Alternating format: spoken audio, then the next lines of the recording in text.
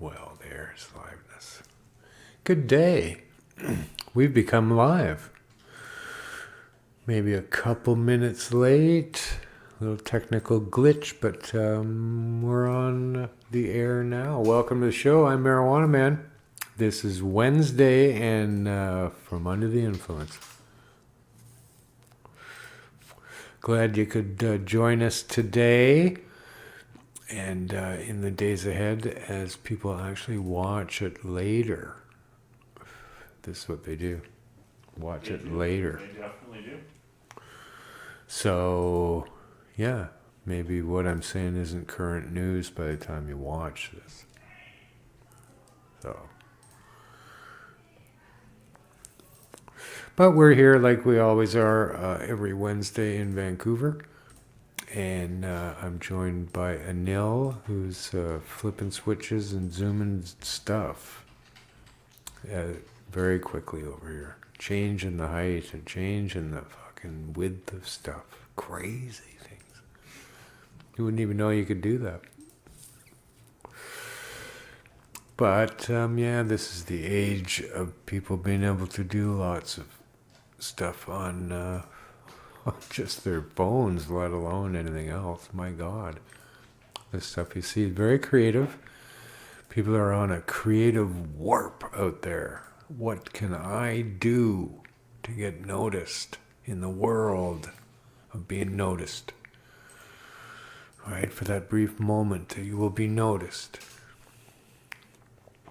And, I don't know, we also live in a world where you could probably turn that into maybe some sort of money.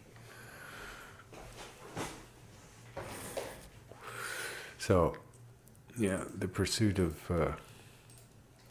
the TikTok. Me, I don't know. I missed all that. I'm not really into it. Hey, look at that. That's Yeah. the business. Hey, look at me. Do this. Couldn't do it more than once.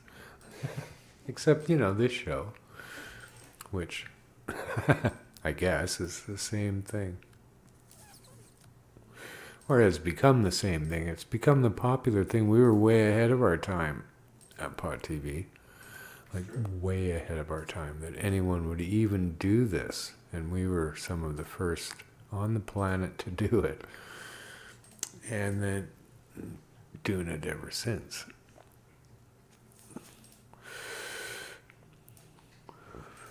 Well, we're getting some sort of chattery going on.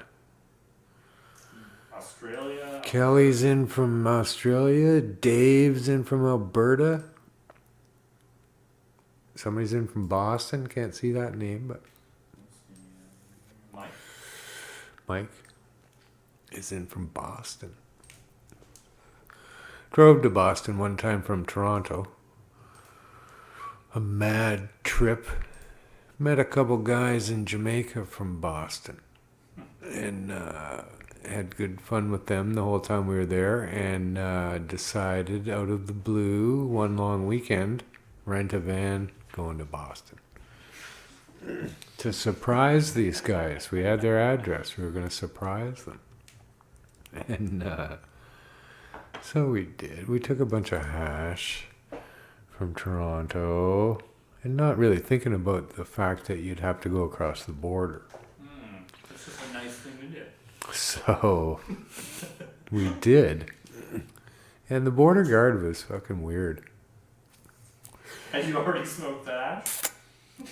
Probably. And the hash is in the back of the van, not in my pocket or nothing, right? And so anyway, pull up there and he takes our ID and then asks, where are you going? Going to Boston. Why are you going to Boston? To visit friends.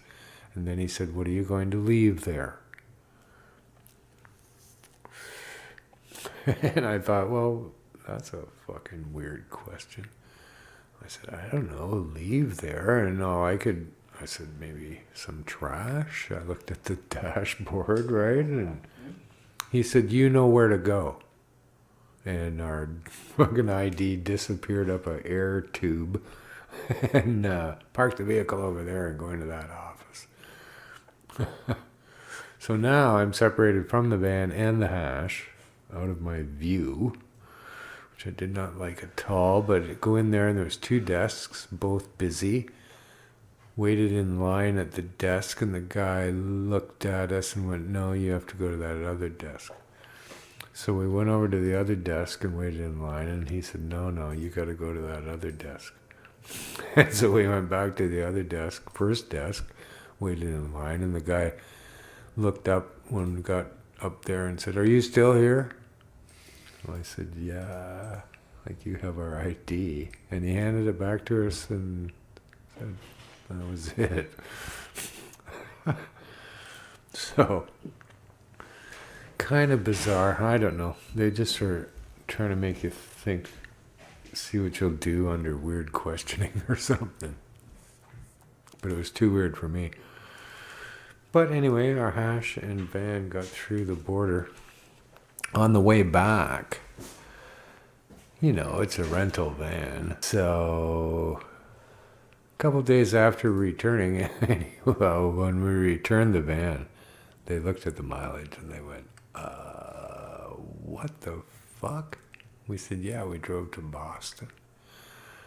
And they said, and it was unlimited mileage, so didn't have to pay for that. But 2 days after returning, phone rings, woman says, "Did you get a speeding ticket in New York State the last 2 days?" And I didn't know who the hell it was. I thought it was either New York State calling and or the van rental company. Is what I also thought. And I said, "Well, yeah, I did." And she said, "So did I." And she said, "When I was in there, I saw that you had gotten a ticket as well, and I've paid." Is what she said. No shit. Out of the fucking blue. Wow. So, Thank you. I certainly did thank her, and I don't remember asking, "How the fuck did you even know? Like, how did you see all this information about me?" Right? That you even have my phone number to call me and shit. I didn't. They know. I'm not too sure I thought of it at that time, but she, I don't know, maybe upon paying it, you get that information. A paid thing to me, my name. But at any rate, I've never been back to the United States to test whether or not I have an outstanding from back in the 80s or some fucking thing. True story. Well, parts of it were made up. No such place as Boston. Yeah, never been to Boston. No, I've been to Boston a couple times and always had a good time there. One time, this girl and I decided there was a cheap flight offered out of Boston to Amsterdam. $99 return. So we decided that we would go and take part in this. So took a bus out of Toronto to Boston. Yeah, didn't really eat too much. Maybe a hot dog in fucking Buffalo, New York in the middle of the night or some fucking thing. And bus to Boston and knapsacks and heading off to fucking Europe. And so anyway, get into Boston, and the airport is fucking packed with people. And what had happened was that the airline putting on this astronomical deal, this is like fucking 1979 or 80 or something. But at any rate, they put on this deal.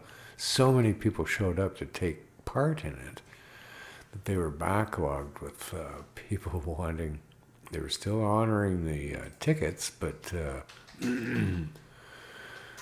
and also a large number of Europeans were there because another airline had offered a very cheap flight to Boston from Europe. So they had all traveled around the United States and were now trying to get back on this cheap flight, as were we. So they sold us a ticket, and they told us that they gave us these control numbers.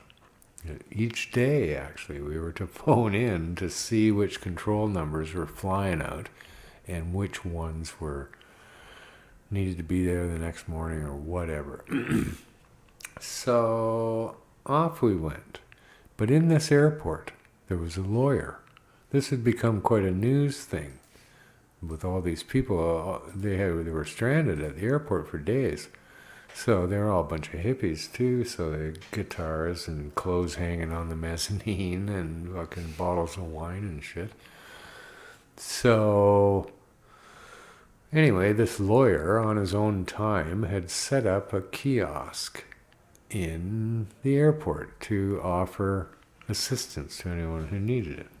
So we ended up speaking with him and said, hey, we're camping kind of thing. And he said, well, there's a beautiful state park just north of Plymouth, and we could go there. And he said that he would, in fact, shut down his kiosk at that time and take us to the bus station to get us out to this fucking state park. So off we go. He gave us a little tour of Boston, pointed out some of the high spots, and then dropped us at the bus station, caught the bus up to Plymouth, ended up hitchhiking to the state park because it was north of there. A guy picked us up, said, hey, if you're going to a campsite, you're going to need wood. So he stopped at a place where we bought firewood, and he drove us right into the campsite, helped us set up the campsite, and then drove off, leaving us in the dark pretty much, and having not eaten and no food or fucking water at all with us. It all just happened so quickly and seamlessly that so we didn't know what the fuck we were going to do. And in the distance, we heard the clang of a fucking ice cream truck coming through the park. And sure enough, it eventually got to us. And we dove in and started buying every drinks and fucking chips and all this stuff. And talked with the woman. Her name was Peggy. And she owned the fucking ice cream truck and said that she would be coming in the next day and would bring us food. What did we want? And so we ordered up food and offered some money, but she wouldn't take any money, and would bring it in the next day. And sure enough, she did. So we became good friends with her and continued each day to phone the airport, and not yet. And so needed to get weed. Didn't have any weed, so in the middle of this giant state fucking park. Nearest little town, South Carver it was called. So we hitchhiked to there, and nicely enough, there was a group of young people in the park. So we went over and spoke with them, and well, we were from Canada, so that was easy to have conversation. And eventually I said, so, we're looking for some weed. Anybody that's got any weed? They go, well, in about 1 minute, our guy's going to drive up with some. And no shit, in 1 minute he did. And I stepped over to the car and bought whatever he had, and bang, he was gone. it worked out pretty good. But as the story continues, we now had weed and maybe got too stoned or whatever, but at any rate, getting the phone call in got very late this one day, and it was dark, and we had to walk a fair distance across this park to get to the fucking phones. And we phoned, and I'm not too sure if we phoned, because we lost our little fucking piece of paper somewhere in the dark at that night. And so we were fucking freaking out, looked fucking everywhere, couldn't find it, didn't know what to do now. Back to the campsite, and along comes the ice cream truck. So Peggy said, well, why don't you pack it all up, come with me, stay at my place. We'll get you to the airport first thing in the morning to get this sorted out. So we said, sure. So, what the fuck? What happened? I think we went down to the airport, and it was just filled with hippies, and everybody was partying and hanging out and smoking weed, and so we all did the same. And at one point, people came by, and they, in a pickup truck, and they said, hey, we saw this on the news, a lot of people here are stuck here, don't have much, and we want you to know that we have a big pot of chili and a bathtub full of beer. If you want to come down and we'll bring you back. So we went actually with them, and off we went, did all those things. Big party at their house, and food and beer and reefers, and they brought us all back to the airport. But while we were at Peggy's house, stayed there that night and saw it on the news, this whole thing going on at the airport. And they actually interviewed the president of Pan Am Airlines, who was putting on this deal as he was arriving back from somewhere. And it was all over the news, and he wasn't too pleased about it, at what was going on with this backlog of fucking freaks in the airport. But at any rate, to make a long story even longer, we go to the airport first thing in the morning. There's that lawyer set up his kiosk again.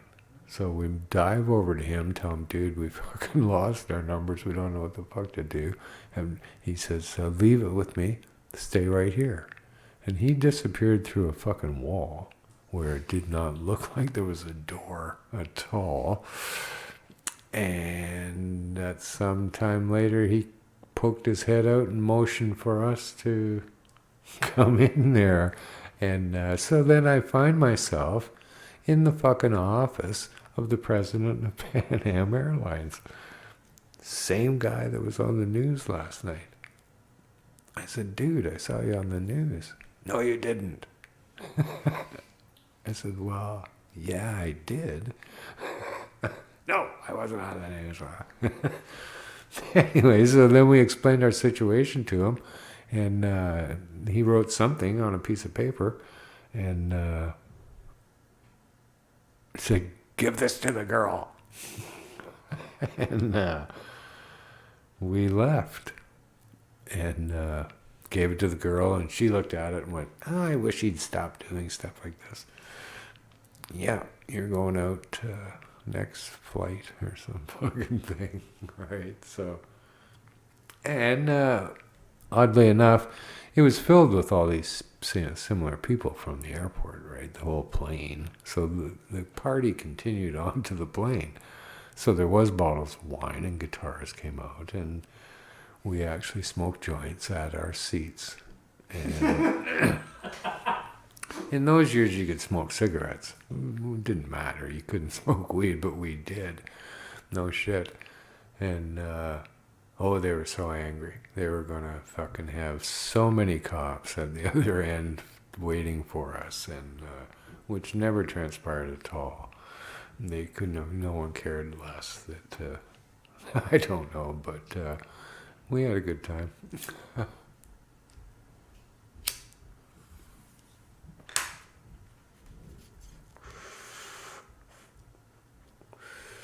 So, there's a story. I wonder what the note said. Just get them away. Whatever they Yeah. wanted. I don't know if I ever looked at it or No. if I just don't remember, but it was quite a chain of events.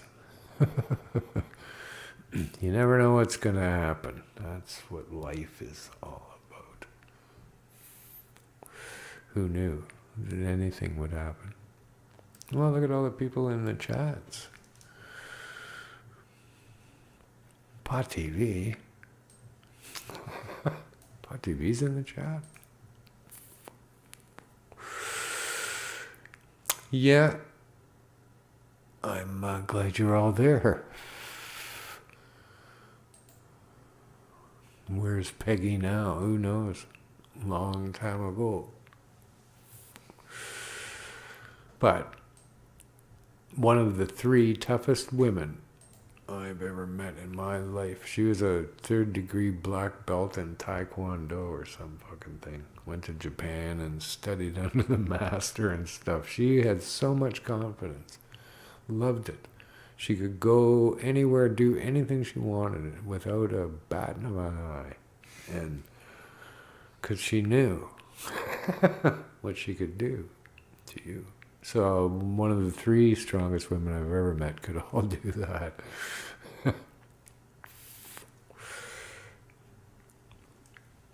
So, yeah, welcome to the show. Yeah, we haven't overcome the little technical glitch there with Mr. Cookie on Zoom yet, so we'll get that figured out somehow. He's trapped in a box. Yeah, he's there, but he's just trapped in a box, and he'll just sit.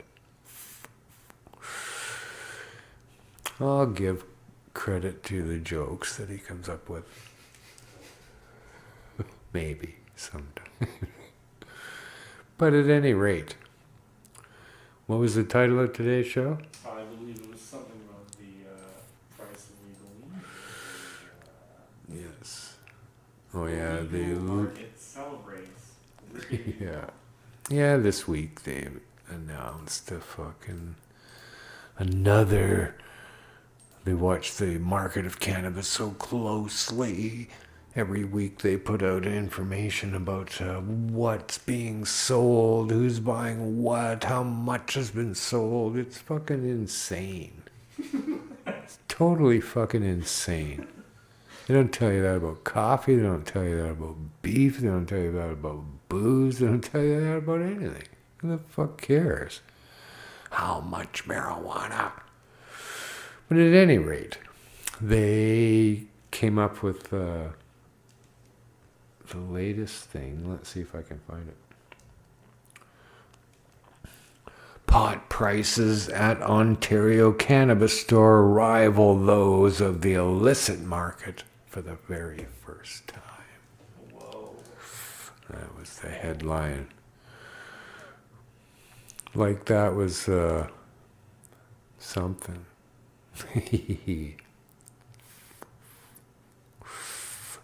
Which isn't true at all, really. It's, I don't know. Let's see what they say. They're claiming now that they've got weed. They've got some weed at these prices. Not all the weed at these prices. Right? So,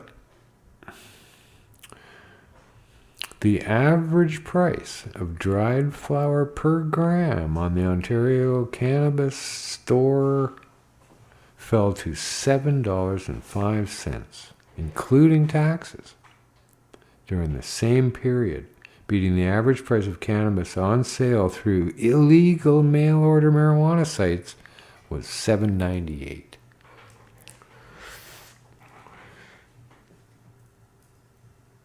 Now, well, that's good. That's getting better, isn't it? It's not even close to what it should be. Right? They're not going to go there. They celebrate that they're ripping you off at $7.05 a gram on the average. Right? $7.05 on a fucking gram. How much is that an ounce? Or a pound? I will use my calculator.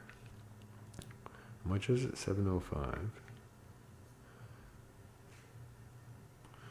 $3,200 a pound is how much that equates to. Taxes in. Seems a bit pricey. Well, it's really fucking pricey. Especially considering the... You can get it all, and I don't know. I don't know. You do see... I guess they're telling you the truth when they say that theirs is $7.05 a gram. They must have some of what they're calling their value weed, shitty weeds included in that price. But I don't know about that. I don't know about that. So what? Randomly chose these mail order sites, or did you specifically choose them to compete with the fucking price point you were looking for? I don't know. It doesn't matter. Anyway, I don't believe that that's a good representation of the illicit market necessarily. Would you look for the same label cultivars perhaps as well? Well, It's totally different. There's flavors I just can't. no discussion about quality. What quality they received for their $7.98, if in fact. But here's the thing about this bullshit nonsense about the price here. Your job shouldn't necessarily be to match the illicit price or, beat it by fucking 40 cents. The idea would be to actually give us cannabis at the price in a reasonable way as to what it cost you to produce it, like every other substance here on Earth. Why should cannabis be tagged with this illicit market price? $7.05 is $3,200 a fucking pound. You can get weed in the black market right now all day long for way less than $2. 16, 15, fucking all the way to 2,000, maybe. But, and I'm sure it differs no matter where you are, but, right? So what the fuck? What did cannabis consumers do to deserve that? Why do we deserve to be paying $7.05 a gram on the average when it didn't cost you that much to produce it? Who's making all the fucking money here? They all are. At prohibition prices. They just looped the black market into their little fucking regime and said, hey, there you go. There's cannabis for you. Same price as what you're paying for it. Fuck you. Why do I want to shop at this kind of reaction to me wanting cannabis? So all I've ever wanted was cannabis. Didn't want prohibition to threaten to throw me in jail, to languish on for my whole fucking life, to allow cannabis to become this commodity worth lots because we all wanted it. That's what we're paying for. That's why they want $7.05 a gram, is because we want it. And it's like some, I don't know, fuck you attitude. If you want it, this is the price. Just like the black market. Except the black market actually doesn't want that price. They don't want $3,200 a pound for it. But they still charge you $7 a gram and more, as does the legal industry, because that's unfortunately and very sad that people are used to paying that much. Right? We shouldn't have to have ever had to pay that much for cannabis. And we should not now. There's no reason whatsoever. Right?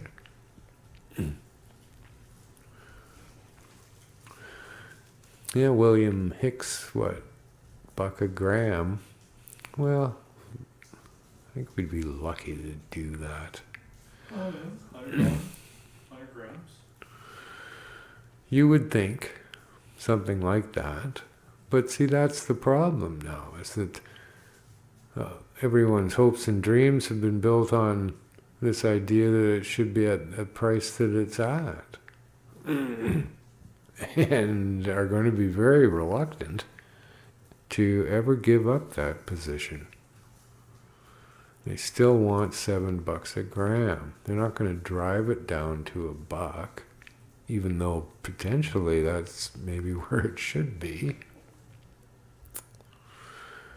So, I don't know. The studies that I've read about such things, I don't know, you can Google it. Rand Corporation came up with a study of the actual cost of cannabis production and cited a study done by Cervantes, and I'm going to assume that it was George Cervantes, but who suggested that it's somewhere between $65 and $200 a pound is the cost of producing cannabis indoor. Now, Cervantes suggested that in fact he thought that it was even less than 65. It was he who thought it was 65 and came to that conclusion. But it doesn't cost much. There's no reason that it should. Right? You're just growing a plant indoor. Yeah, you gotta have the lights and you're gonna pay for all that. But these studies talked about everything in, right down to the trimming, the way trimming is actually done, not on fucking giant conveyor belts being smashed around by people the whole fucking way. That's what I don't like about the production of cannabis now. What I've seen is they just manhandle the shit out of this. And they shouldn't. Nobody wants them to do that. See, I don't know. It's very infuriating sometimes. They've come at cannabis from this point of view of not giving a fuck about the people who use it. Relying, I guess, somehow on the idea that there's going to be enough newbies and people who are forced into it to make up the difference, I guess. So, right, the convenience is going to win a few over, but... I don't know. Convenience to bad produce is not convenience to me. Well, no, nobody wants convenience to fucking garbage. You rotting grapes really quickly. Yeah, there's a good fruit stand down the street, but it's all garbage. It's all rotten fruit. You can get it cheaper though. No one would go because these crops are offered to us at a reasonable price. If in fact you're going to grow cannabis outdoor and sell it, then it should be worth the same as fucking what? Anything else that's grown outdoor.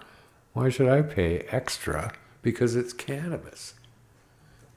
What did this consumer do to deserve to have to pay more because it's cannabis?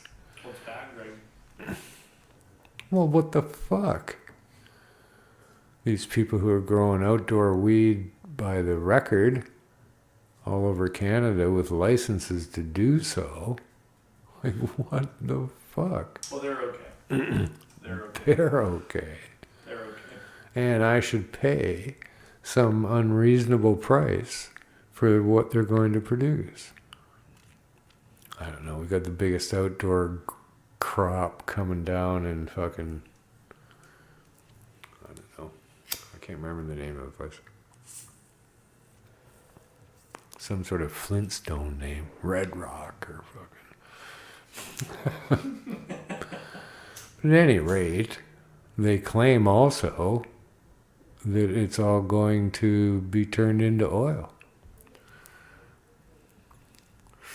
to show up in edibles and drinkables and other hideables.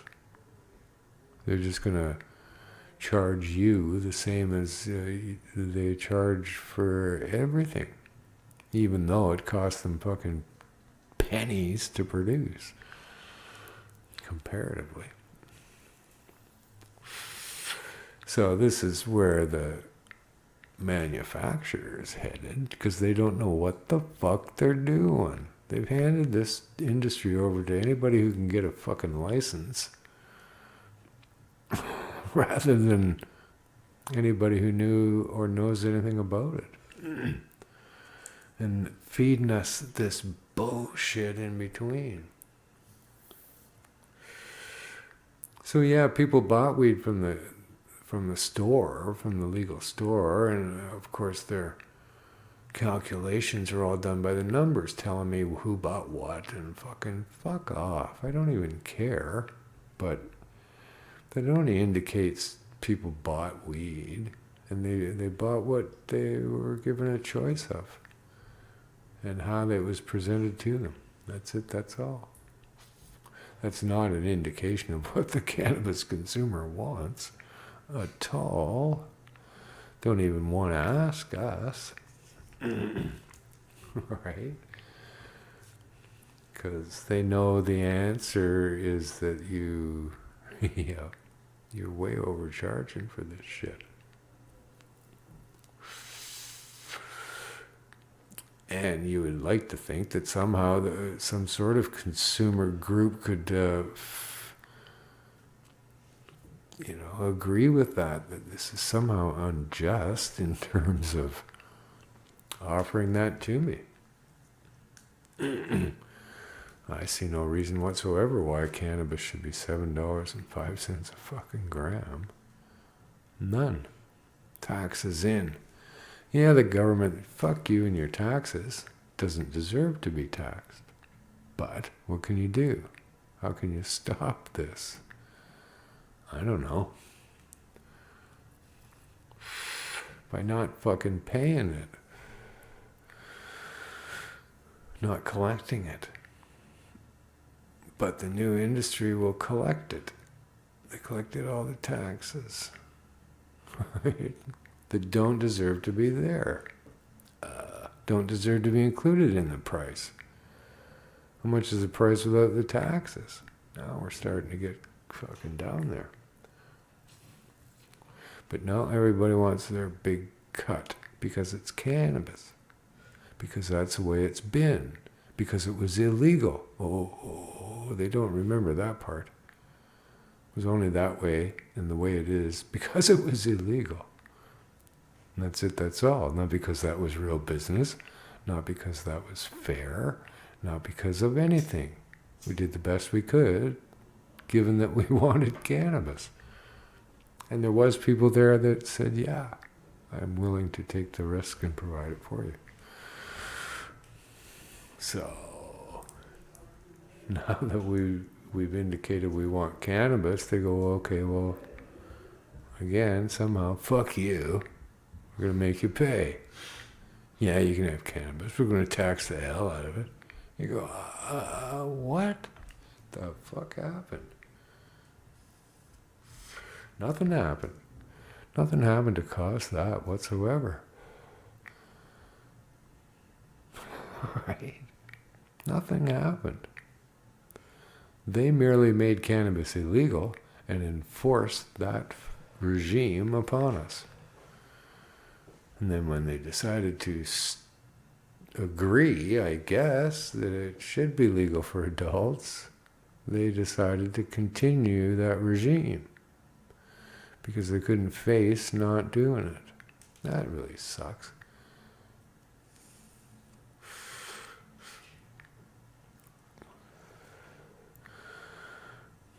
Somebody says there in the chat that they wish they could get $7.50 a gram. Ain't that the truth? But so I don't know. It's got to change at some point. Now, one scenario that existed with the outdoor croppage that they're taking off here, these people in Brantford, with their outdoor crop claiming that it costs them fucking 4 cents a gram to produce, they said, but the next middle guy in the line was going to give them $2.50 for it. That's great. Sounds like great. So there, somebody making large on my back, right? They only give them $2.50 for it because they think they can sell it to me for more, which they will sell it to the liquor board, who wants their fucking cut, and then I'll add all the taxes, and then it goes to the retailer, who sells it at that price. Retailer, I don't think even has a choice in how much, in what they sell it for. So there's no competition whatsoever anywhere along the line to fucking do anything. You got to work so hard to find any competition in it to say who's got better weed, right? There's none of that. They've all changed the name to something inane. Because it's all fucking pink kush. They're all growing exactly the same as the illicit market is. They're not offering me any choice whatsoever, really. I don't see a full-term sativa on one of their lists. See a lot of stuff they call sativa that it isn't. It's just top yielding. So in the black market, I can buy the best fucking weed on the planet for $7.14 a gram. The best full-term sativa for that same price as they're coming in at. Get your Bubba Kush here. Right, but it's sad because Prohibition went on so fucking long here that people are so used to giving up so much just so we could have cannabis. We were just so used to that, right? That the cops are coming fucking over and over and on it went, right? So somehow the world, a lot of people have grown for sure in their whole lives paying these prices for cannabis. No different. A little tiny bit of less is going to be better for them. Not a whole lot less, like it really should be, if they had a fucking conscience. Right? They gotta know. Nobody's publishing those kinds of costs of production.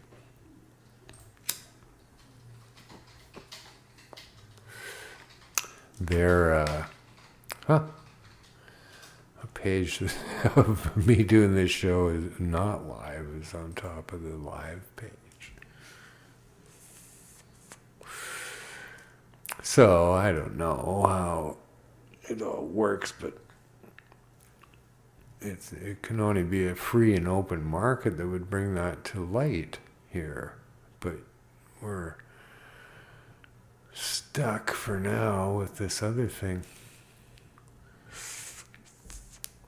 It isn't a free and open market, I just don't want it to go on too long here where we get so used to this. Like, why should we? And I see few people are raising the issue of what in the fuck have we done to you to deserve this kind of treatment? What, can you bring at least one thing forward?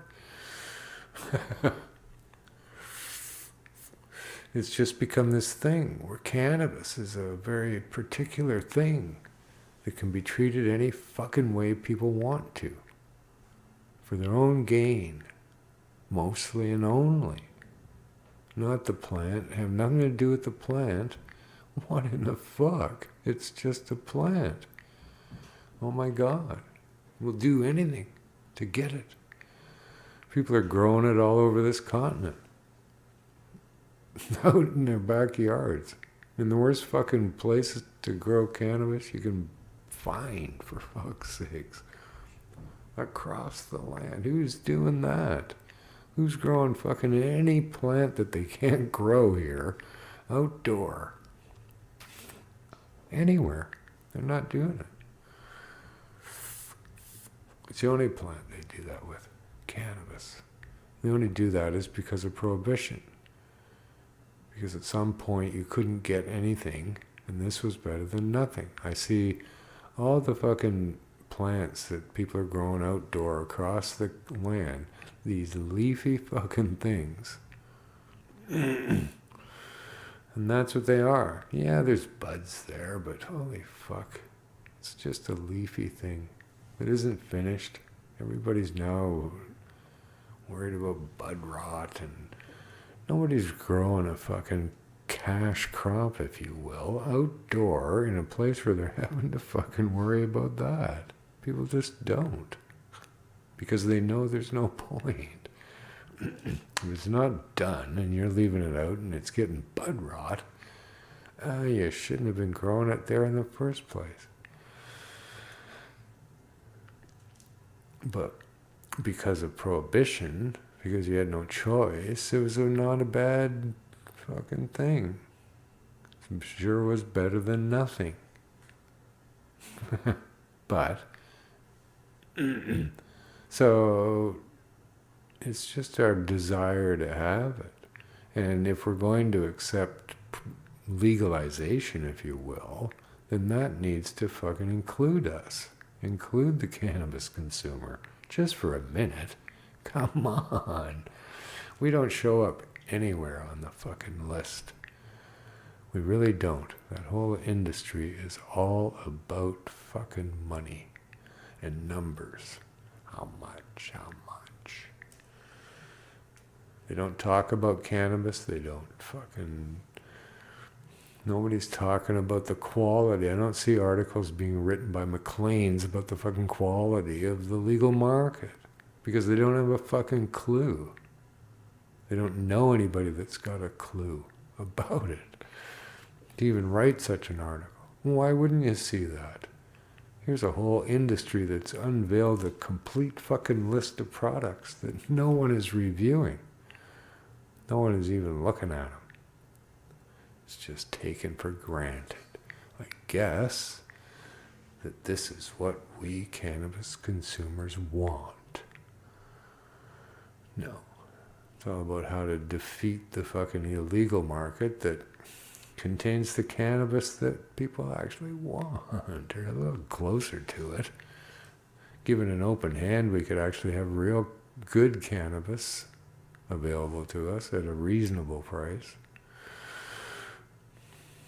But, so, I don't know if they're ever going to figure that out, or they're going to limp along with however much they're getting. Right?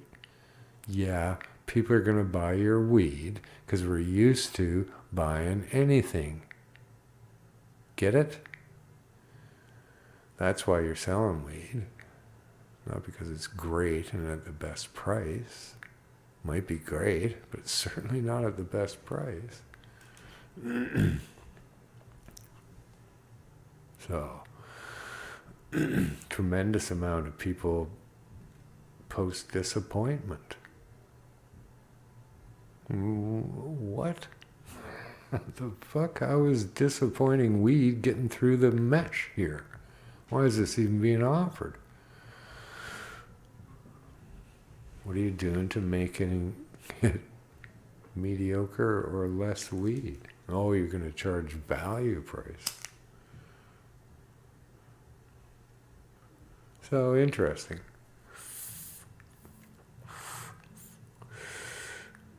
So, yeah, I don't get it. It's just a collusion, right? Here's another form of collusion. Not too sure how this all works, but I read a story about the Canadian Automobile Association, CAA. People come and fucking help you on the side of the road when you need, right? The Canadian Automobile Association began airing anti-eating edibles and driving campaign based on the same fucking nonsense as it's always been based on. No science whatsoever, no example whatsoever as it being a danger or any evidence to suggest that it is, other than you shouldn't do it. And everybody should know you shouldn't do it. But at any rate, they're airing these videos. I didn't see the video, but video was funded by Health Canada. And you go, well, like, what the fuck is going on here? Why is Health Canada funding an insurance company? It is essentially what CAA is, owned by an insurance company, no doubt. Why are they funding a fucking anti-pot campaign? And in the midst of reading this, it says, well, you know, Health Canada doesn't, the information and opinions stated in the fucking thing that they produce do not necessarily reflect those of Health Canada, it said. What the fuck? You'd like to find out how much fucking money was involved in all of this and who got it. That'd be interesting to know. See, there's money being spent like fucking water by our government, but it's equally interesting to me as to who gets the money. Where does it go?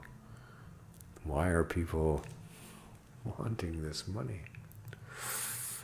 So, like, what in the actual fuck? So, I don't even know if it's legal what they've done here to produce this shit. Why do fucking CAA? Guaranteed Health Canada is not going to give me any money to produce a different type of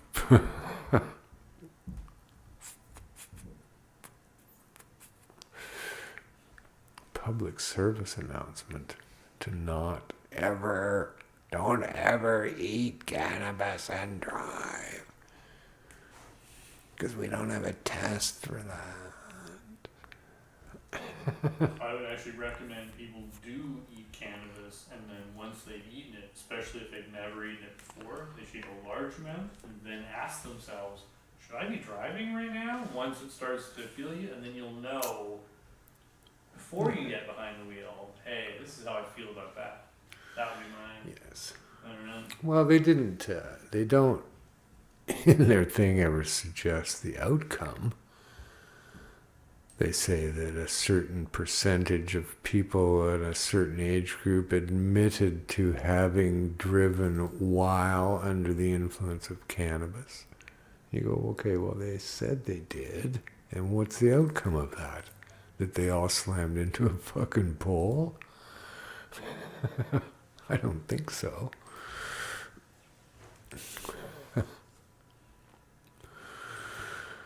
Huh. So, I don't know. It's all the same nonsense. Everybody out there is doing their absolute best to take advantage of cannabis in some way. Right? How can I take advantage of this situation?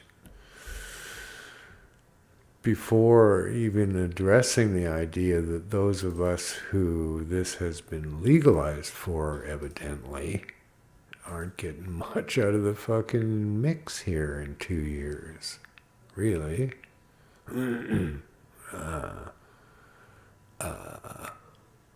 Tremendous amount of ripping me off. Quit ripping us off. So, we'll have to see how this all plays out. I am aware that in states that have legalized cannabis, that the price has dropped out of the bottom. They have a much more open scenario, I believe, in a lot of cases, as to having that actually happen. And that's what I'm looking forward to. What the fuck? I would like to see, as I've said so many times, better weed than I've ever seen before in a wider range of potentially indica and sativa for sure. And I'd like to keep strain names alive here. This means something to people. It means something to me. And to many, many cannabis consumers at this point. But they're trying to run away from that because they ain't going to provide you with nothing. They want the highest yielding, fastest fucking thing they can get their hands on. Because they're growing weed for profit. Not for the connoisseur, because evidently we're not fucking included. They don't talk to us. They don't... I don't mean me personally. The consumer generally here in Canada is out of the fucking equation. And that sucks. For anything. Really. At least they're prepared to tell me that Subway's bread isn't made out of fucking bread. It's made out of sugar, as it turns out. Too much sugar to call it bread. There's Subway. But they keep their license and they get to continue to sell it as what the shit that we think it is. But it ain't cannabis, so you can't take advantage, I guess, of that. So it's fucked. It's fucked they've been taking advantage of cannabis all this time, throughout Prohibition and now into legalization. And I don't mean taking advantage of cannabis, I mean taking advantage of the consumer. The people who are paying all those taxes that they're all now fighting over who should get how much money out of our pockets because we wanted cannabis. Just because we wanted cannabis, not because it hurts anybody or that it shows that it's a public menace. But because we wanted cannabis, we should have to pay through the nose for it. Now I appreciate that every grower who grows cannabis is going to contest how much they actually cost them to, as they have the cannabis pay for their fucking rent and their food and their, right? Everything has to be paid for. And I appreciated that in those days. That you couldn't leave your house because you're growing weed. So, I paid so you didn't have to work. That's why I paid so much for weed. But now, by the fucking acre, by the football field, by the half a hockey rink, wasn't that the equation for the microprocessors, half a hockey rink? Just to the blue line, boys. So, I don't know. To lots of people, I could see that it would be a dream come true to either produce or fucking do whatever you do, sell, have a store. But yet, come on. It's an unusual thing to me. to dive into such a mire of malfeasance. It's got to be get the fucking price down and get the quality up. Do something for the consumer. Don't do it for... Everybody wants to keep the prices the where they are. And have banked on that. What the fuck? Why? Why should I? Go do that with mangoes or something. I don't know. Go do it with something else. You want to fucking get more money. Raise the taxes on booze. How about that? We could look at how much fucking tax we're talking here and just apply it straight to that. How about that? Ooh. Nobody wants that. We'll take it from cannabis. Because why? We can. Because we've created this fucking scenario where we can. Alright? That's what they've done all over the years here, is had a scenario where they can take advantage of that. To oppress a certain group of people, or to just funnel money to the cops to enforce it, right?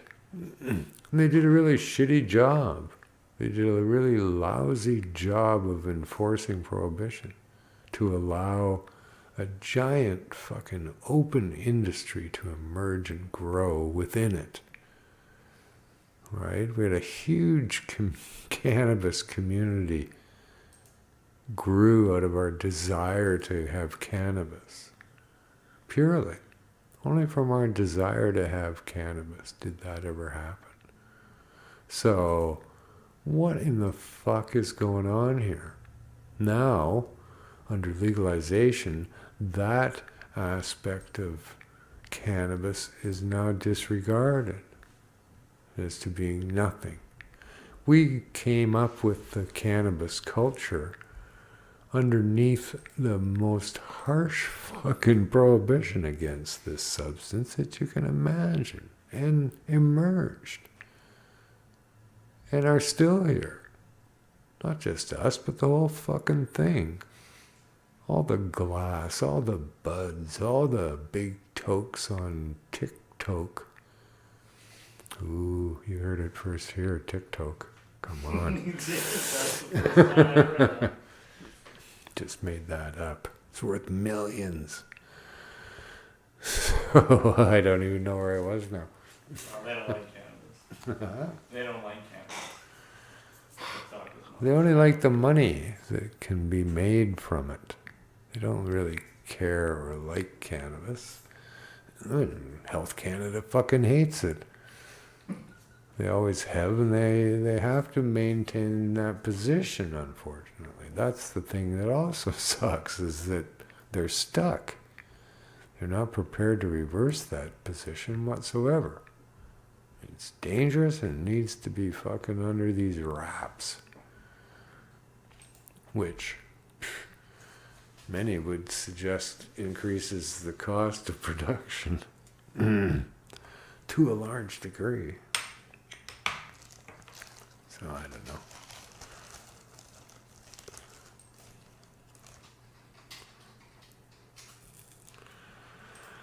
Let's maybe take a look at something from the chat.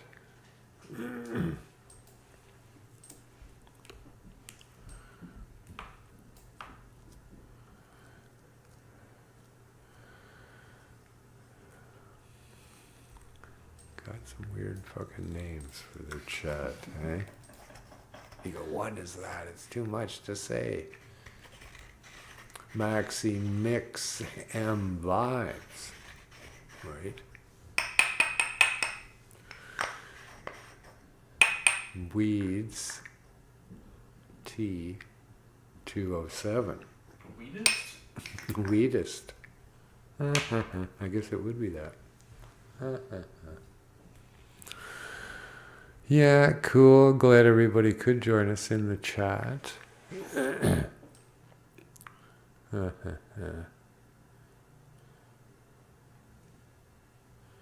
Mike Bird always is in there, says hello. Mike was D. Cochran's always with us too. Never get to say they're probably around. And other people too. Oh, Eric? Nice.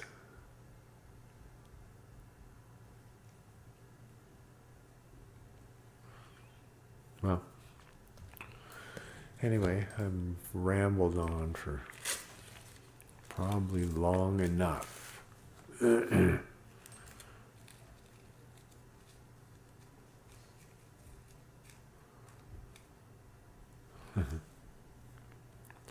I like hybrids, someone says.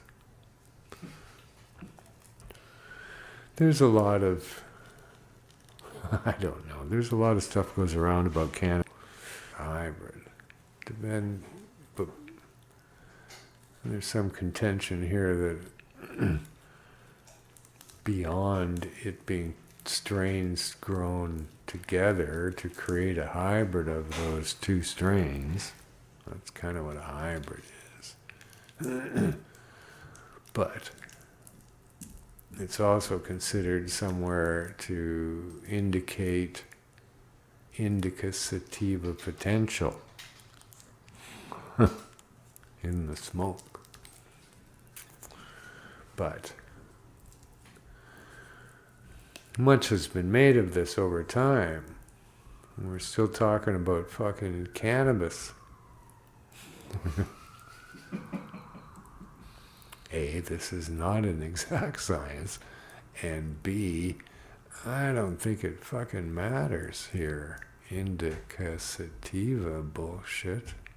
I don't think it even plays into the game anymore with all the hybridization that's gone on. Hybridization of strains. Oh, they don't want to call them strains anymore.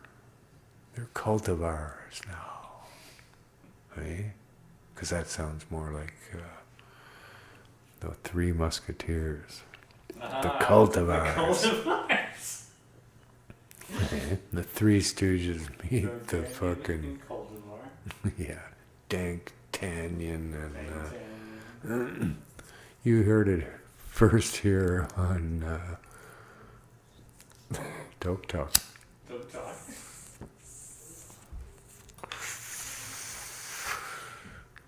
So, yeah. I forgot what I was talking about again. Well, it was Tiptoed. Before that was,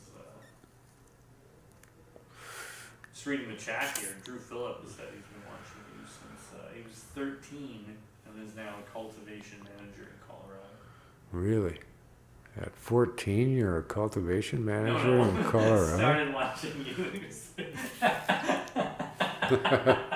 Well, you didn't say that. Started watching when he was 13. So. I was 14 and there you go. Well, I can't remember when I started doing this, what age I was. So,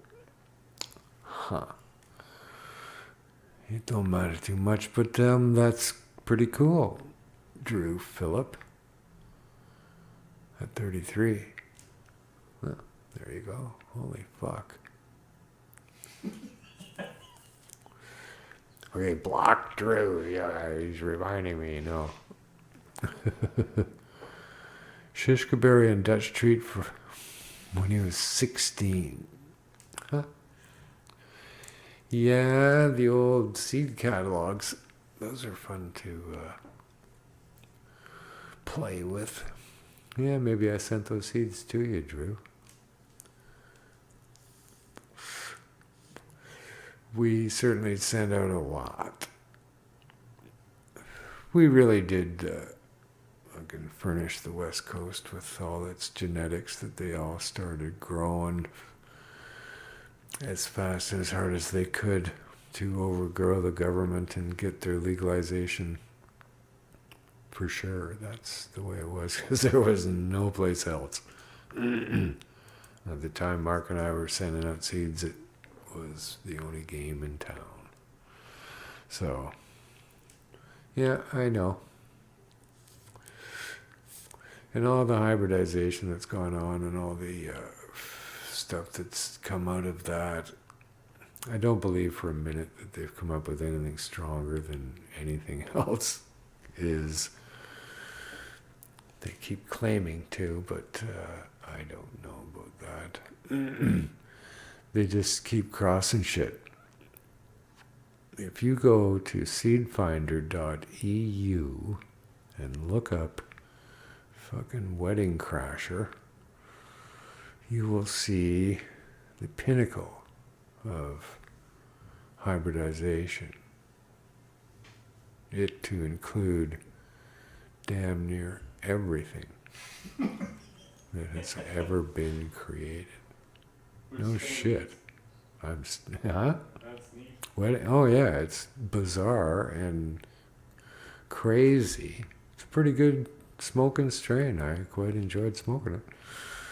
Mixed it with Durban poison. But I don't know what are you going to do? See, it's just an example of where there's nothing new under the sun here, really. Really. This is not much different than Northern Lights times skunk, right? In its potential or great weedness, or any other hybrid that's come before it. So yeah, you get a different flavor. Indica sativa content? I don't know. Can't prove one of those things. There's no way of proving any of that other than to say that some sativa came through this fucking, like there must be, I don't know, there was more strains than I could possibly count included in how Wedding Crashers came to be. I don't know, Wedding Crashers is fucking wedding cake times something else, and included in all of that was just this, and there's nothing wrong with that. It's going to be like that, but nobody's breeding or moving towards a sativa that I wish would come back. You want to, I don't know, just because you grew up in your whole fucking life never knowing it, because it was drummed out of our world because of prohibition, it still exists, would like to have it, would like to see lots of it. There's no reason why you shouldn't in a legal regime, other than the fact that they're growing a lot of this shit in greenhouses and outdoor, and there's not a chance they can grow a sativa in the latitude. And indoor people refuse to do it, I guess. They go, oh yeah, well, we're not going to give you a fucking porterhouse steak. We're going to... No, I guess steak's not a good example, because they don't always give you whatever kind of steak you want, but... You know, like, what the fuck, why? So you should look past that if you're going to pretend that prohibition never took place. How come you ain't growing any fucking full-term sativas and selling them to me? Yeah, I would like that. So would a great number of other people. And fuck you if you don't think so. Because you don't know. And that is a total disservice to we consumers. Well, you can have white wine, but you can't have red. No, it's just cheaper to get red grapes, so just have more of that. Really? Yeah, you can make wine in the Okanagan.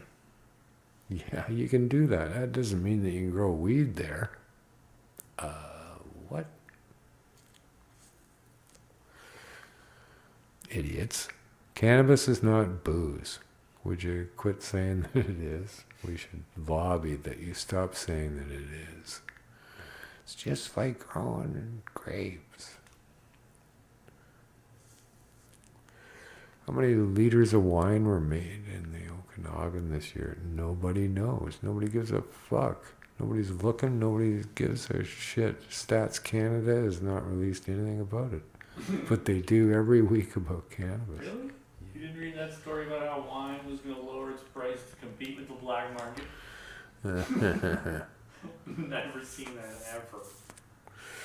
So, anyway, I gotta get out of here. I do thank you all for joining us today. And thanks for tuning in later on, those of you who are now here now. Thank you for early. Yeah, you should have got it earlier because it's over now.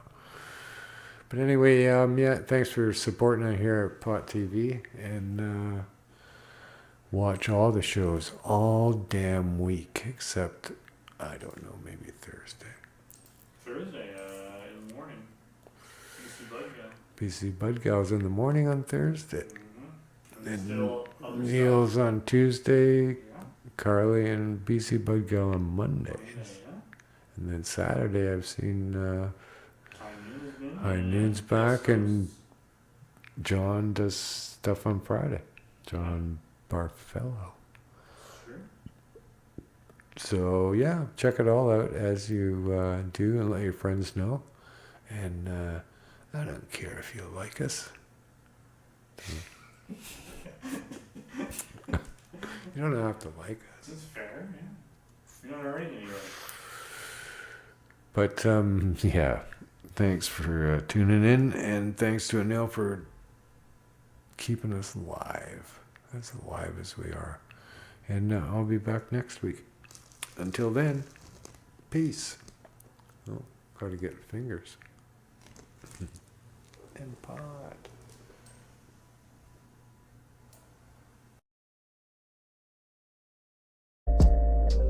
Hi there, welcome to the 420 Lifestyle Show. I'm Carly Marley. She's taking a dab. Thanks. We can play the Sick Moose video. Oh yes, Sick and Moose video. Let's play the Sick and Moose video.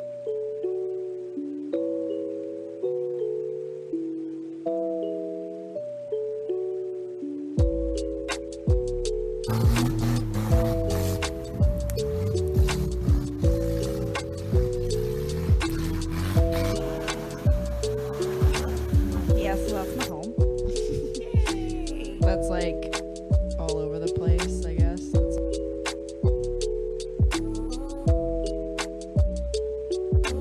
It helps the speaker lead his audience into the scene he describes. Oh, I'm rolling up By the creating fattest an joint I imaginary could possibly fit in this paper. Perfect. If it was any bigger, it would explode. All right, welcome to the THC show with Neil, where we talk about the unpleasant truths of our system and our democracy here. I help patients. I know what you're saying. got rated for growing, and I'm staring at the cracks in the wall doing time, and I'm trying to figure out who I hurt. No victim, no crime. And we look for avenues of hope and ways that we can change some things. As you can see, there's a lot of people and there's a lot of care packs that we're handing out there. I am not a criminal. Wow, look at this. All right, Hey, here we yeah, go. it's 420 for sure now. Got you. And I'll be back next Tuesday for another episode of THC, Truth, Hope, and Change. Go about changing the world as best you can, and while you're doing it, just have as much fun as you can. Thank you.